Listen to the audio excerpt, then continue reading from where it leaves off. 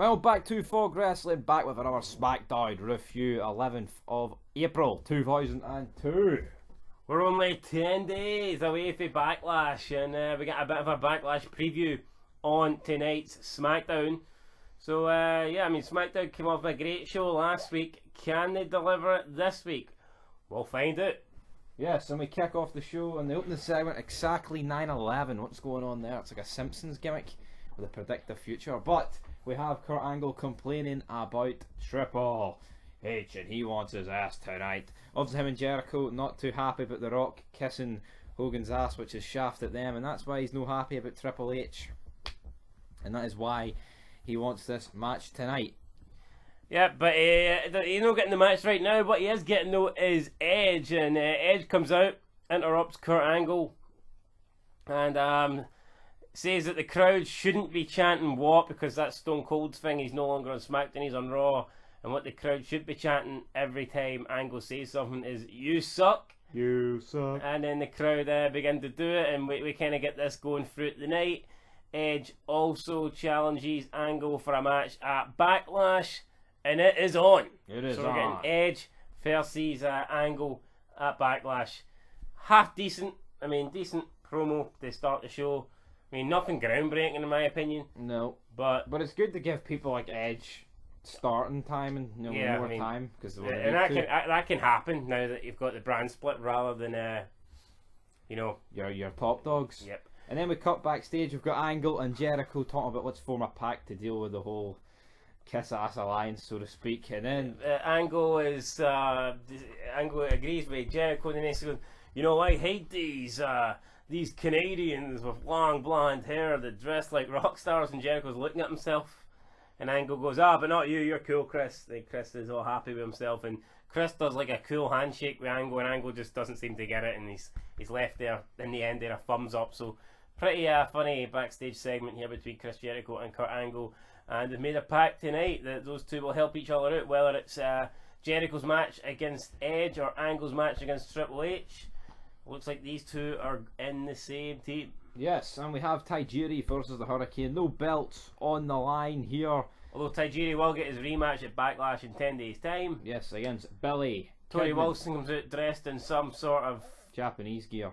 Japanese cloak that completely, covers all our skin. So I guess a borderline burqa. I mean, this is like the kind of heel Taijiri here in full effect. Doesn't want anyone to see Tori apart from him. Still blaming Tori for costing him that match last week.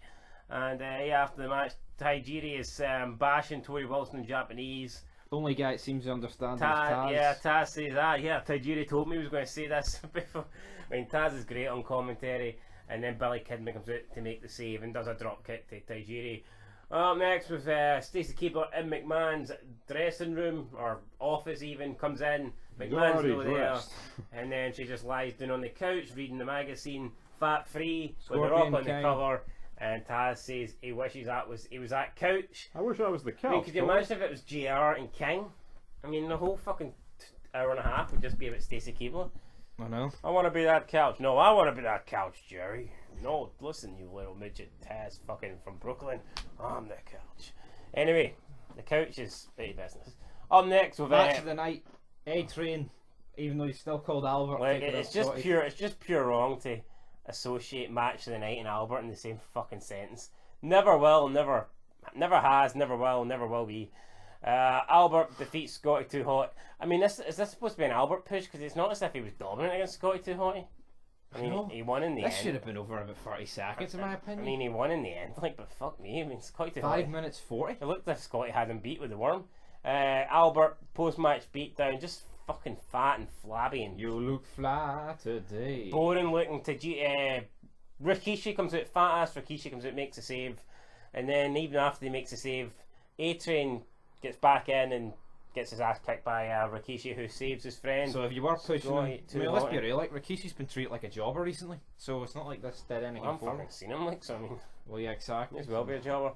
Then McMahon comes in to his office, finds Stacy, and he says to her, if she's still interested in applying for the role tonight, he will be doing auditions later in the ring. And she says that she will give him an offer tonight that he cannot refuse. She walks off, and McMahon stares at her ass for about 10 seconds.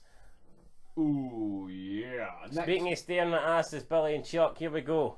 Yes, we've got Brokeback Mountain here. We've got Billy, Chuck, and Rico commenting on Maven's eyebrows and just his look in general, his attire, his baggy pants, his jobber, right to It centre. looks as if, I mean, see, you could easily replace Maven. You could take Maven's eyebrows off, right? And swap it with Rico's sideburns, and there wouldn't be much of a difference. Like, I know, that's how if you thick put, his if you eyebrows put are. Maven's eyebrows where Rico's sideburns are, it's literally the same fucking person anyway. Al Snow appears like a wild fucking Pokemon and compares Rico to X-Men, Hugh Jackman or whatever. So I mean, pretty funny there for Al Snow. It was no bad for Al. What does everybody want? Although I don't like Wolverine or X-Men or any of that pish. But did you get the reference? Yeah, I got the ref. Well, there you go. And obviously tonight, apparently, we're getting a match between, I don't know who it is, but I think Al it's Snow, Maven, and Billy and Chuck. not a tag team match. Aye, it is. No, it's not. Aye, it was. No, wasn't it? Was it not? No. Do you even watch the show? I did. Nah, that's it. We're done reviewing this. You did not. You liar. Anyway, up You next. mean liar? Up next, with some person of colour interviewing Hulk Hogan. Which I'm sure he wasn't too happy about. But Yeah. let me tell you something, brother. I'm not leaving the Let me tell you something, sister. You don't deserve to interview Hulk Hogan there. Even though I put over a lot of black guys in my time, brother, you're not going to be one of them. Well, Mr. T, you know. He was teaming Mr. T. No, he did a lot of good stuff. Did he ever put over the Junkyard Dog? No, did he put over anyone? Did he put over Booker T? Did he put anyone over other than the colour orange? Himself? Put Ultimate Warrior Did he over? put Like, Trump over? fucking wish. Anyway, I mean, it was a Hogan segment where he didn't really say anything. And And Jericho confronts him and kind of saved it. Just basically, but it was a really weird Jericho. He was like really soft and. yeah, Jericho runs Hogan down and Hogan just stands there looking at him and Jericho walks off. It's like, Even looking like a half a goofball. it's almost as if Hogan's not capable of fucking coming off with something, you know, on the fly to counteract it. Up next with Jericho versus Edge. Decent match. Angle gets involved. Edge, Booking Edge really strong recently. Yeah, he's they kind are. of like I mean, SmackDown's Van Damme, I think. he is. I mean, Jericho gets the win here, but it was a fucking roll up with the tights after Kurt Angle got interfered and dropped Edge on his neck on the rope. So I mean, the Edge didn't lose anything here by losing. Jericho, I guess, looks decent, gets a Gotta win. make him look straw. Edge then chased Angle to the back where Jericho was waiting and managed to catch up with Edge, and it was a 2-on-1 beatdown. Angle with an angle slam on the concrete floor, which looked like it fucking almost killed Edge. Then he locked in the ankle lock, and Hulk Hogan came out of nowhere. Hulk Hogan, the Hulkster. Maybe it took him about fucking 10 years to get from one side of the arena to the other, but eventually And he he made was it. moving very slow here, Yeah, he was, wasn't as he always does. I mean, have you ever seen him move fast? No. And Like, I don't think I've wait, ever- hold on. Remember, What? who was that referee that did the massive run in at Mania? Charles Robinson. Imagine if that was Hogan.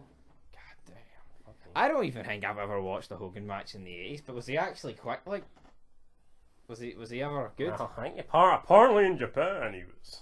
Aye. Fuck. Won to Japan. Anyway, 9 days, 9 days. Hogan saves Edge. Up next with Mr. McMahon interviewing a bunch of people for the personal assistant, and this is perhaps the segment where you get like one of the most iconic, most memorable memes probably This is used, of all time. yes, and the computer near died. I don't know how many times I've seen. You see this as like a GIF You see it every or a day. meme. Yeah, I mean you practically do see this every day, and I mean that just shows you how over this, like, you know, McMahon is, this era of wrestling is. I mean, are you going to see anything in the last 10 years in wrestling that is used as like a meme or a GIF that this isn't just used inside like wrestling, this is used Worldwide? anything. Like this could be literally football, sports, entertainment, anything. Anything to do with like a shocking emoji, or not emoji, but a shocking Even on moment. something like the X Factor, you could use this. I know. Like someone who's shit initially and then turns into Yeah, something exactly. great. Do you know what I mean? So I mean, you literally, this has been used for every. It's hard to think of something that hasn't been used for. Anyway, it was great. So When McMahon, Chris Benoit returns from the gym and then kills his family. he interviews the first person. She says she can type 75 words a minute. Didn't really impress McMahon. She said it's not her type. I mean, I could probably do more than that. Then some guy comes out. He doesn't even get to speak. McMahon chases him out the ring because he looked like a nonce. Then Definitely like a nonce. Some woman comes out. McMahon seems to be a bit more keen on this person. She says she can type at 90 minutes. 95 words a minute. 95. 90 minutes. 90 minutes. How many words can you type in 90 minutes? Not enough. 95 words per minute. McMahon says something. I think McMahon says she's pretty hot or something, or pretty cute, or I don't know. And then McMahon says, well, he's ready to hire this person unless there's anyone else that wants the job that can make him an offer he can't refuse. And he kind of like repeated it again, as if like, yeah, as if like Stacy, Mr. Q or something. He's like, come on. And then we get the theme song from, is it Kid Rock? Yes, Taz says it was Kid Rock. You've got the legs. I think it was Kid Rock or CC Top or some fucking. It's a decent song though. Taz said it was Kid Rock. If Taz says Kid Rock, it's Kid Rock. And Yes. you can get this song on the Ruthless Aggression CD if you want to go and It's buy about it. 28 years old. I don't know why we're promoting it. We're not making a single penny for promoting it. But anyway, there you go. And go and buy it. CDs are as relevant now as Yeah, you just Chris Benoit. watch it on YouTube, mate, and download And on top, some. well, actually, what is Chris? That's a topic for another day on this show. Yep, Chris Benoit hopefully will be making his return soon. But anyway, Stacy Keeper comes out, tells the person in the ring to hit the road. You ain't taking my job. And then she says, you know what, McMahon, I'm going to give you an offer you can't refuse. And then she like dances on the table and all this, puts her legs on McMahon's shoulders, and then you get all these mad mental facial expressions from McMahon. He falls off every his chair. single one of them's a meme. Like, And everyone's different. It's like, and then the final one off the chair's brilliant. You know, and it's absolute Oh, quality. but Tony Khan's better than McMahon, guys. Absolute quality. And then McMahon goes, "You're hired." And then they make their way to the back. They make their way to the back. Then move on to the next segment. McMahon is in his office. He thinks Stacy's coming in, and instead he gets D-Von Dudley. Well, it's not D-Von Dudley. It's Reverend D-Von, and D-Von cuts a promo about needing money and shit like this and financial backing. And McMahon's like, "Well, I am a very rich, successful businessman." So it looks like D-Von has found himself since last week. That dramatic change here. Let's be real. D-Von Dudley to Reverend D-Von. I thought they would have waited more than a week. Same. But they didn't. I'm interested to see where they go with this, because I'll be honest, I do not remember any Reverend D-Von stuff apart from Batista coming out with a chain wrapped around his neck. with a briefcase. I mean, that's literally the only thing I remember about Reverend D-Von. I don't remember any promos, any matches, so I am interested to see how long Reverend D-Von, I mean, how well he does. I mean, I think he lasts for about 5 months. Nice, something like that. Be interesting to see what if he has a decent run on SmackDown or what. I mean, but yeah, it's something fresh and new, and it should be good to see. Up next with a bunch of jobbers backstage with Mark Henry betting on how long he can hold a limo in place for. It's like these guys are. I mean, the brand splitting are still. I mean, DDP and Christian. I mean, you'd think these guys would be utilised better on the brand. Well, let's just put it Farouk and DDP. They don't have long left. No, they're old. They're in their 40s at this stage. If you're going to do something with them, we'll do it now. I mean, decent enough segment. Christian there, Hardcore Holly, who bets that Mark Henry You've can't even got do it. Funaki, who doesn't even understand betting. He's just sitting there going, "Oh yes, you drive Chavalier as well. Aye, Hugh Morris. You are Chavo. Anyway, so the bet is Mark Henry. I thought he was going to lift up the limo, but apparently he's just getting the limo. It's going to be accelerated into his legs, and Mark Henry's against the wall, and he's going to have to try and hold it off for 30 seconds. I thought all of Mark Henry's strength though was with his arms. See, maybe he's got strength in his legs as well. Yeah, I know, but World's Strongest Man says to me, your arms not. Well, maybe it's both. Maybe a lot of people have strength in their legs. Well, I don't think we could do this, like, but. Anyway. I know, but I think most wrestlers in the back could do that. I think legs is different. It's a different sort of leverage. That's just my opinion. I think Kurt Angle would have very strong legs. Yeah, that's what I'm saying though. I don't think Stacy Keeper could do that. I think they'd snap too long, aren't they? It's just snap like fucking. I don't even know what they'd snap like. Bet you fucking Jerry Lawler wishes he was accelerating into Stacy Keeper's legs. But anyway, it was Test driving this limo into Mark Henry's legs, and the deal is if they have to bet whether he can do 30 seconds or not. A bunch of guys do it, a bunch of guys don't. Test is one of the guys that thinks he ain't going to do it. He does do it, but Test doesn't cut off the accelerator at the 30-second mark, and then it's about a 36-second mark. Yeah, Farouk what the hell you doing, son? Jumps in, cuts the gas. And Mark Henry obviously appears to be hurt, so I mean he could do 30 seconds in bother, but the extra 6 seconds for Test fired up the gear is done his legs in. So and then Test goes, "What you complaining about? He still won his bet." You need to give them money. What's that all about? What's that all about? Test Good. chucks the money at Mark Henry and walks off. So who knows? Are we going to get Test versus Henry soon? I hope fucking not. But I'm next with Chuck versus Al Snow. It was not a tag team match. No, it definitely wasn't. Because I actually pay attention. You know, average throwaway match. Maven chases what's his name, Rico, into the crowd. Rico. It looked as if Al Snow kept kicking out. It looked as if Chuck, you'd think Chuck was going to go over. Billy Gunn comes in, but Al Snow manages to, you know, fend it off, kick it out. Then Maven comes in, helps Al Snow pick up a win. So maybe we're going to be getting a Al Snow and Maven versus Billy and Chuck sometime down the line. Then we had a promo with Triple H talking to Hulk Hogan. Not a great promo, to be fair. Just Triple H telling Hulk just Hogan. repeating the same shit you repeated last week. Hogan says, "Do you want my help? If we could maybe, if he gets involved, I'll come out and help you." Triple H says, No. "No, for the next 10 days, you're my enemy. If you come into my dressing room again, I'm going to batter you," kind of thing. Well, that's not very nice, Hulkamaniacs. This big nose fuck's trying to threaten me. I think they should have kept Hogan with the NWO. I'm not saying you couldn't turn the guy face, but do you not think like McMahon's pushed the button on it way too quickly? I think so. But then at the same time, I think Hogan leaving the NWO is probably what caused it to cripple. I don't think it's just Hogan's fault. I think it's Nash's legs being fucked in Scott Hall, not being able to work well.